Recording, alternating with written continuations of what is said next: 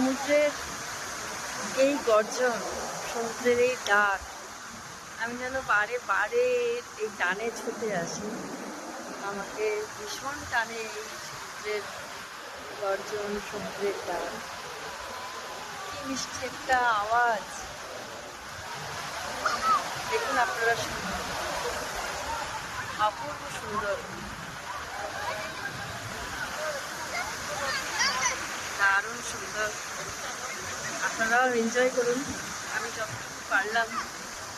সন্ধ্যাবেলা মন্দিরে গেছিলাম, মন্দির থেকে ফিরে সোজা চলে এসেছি বিচে।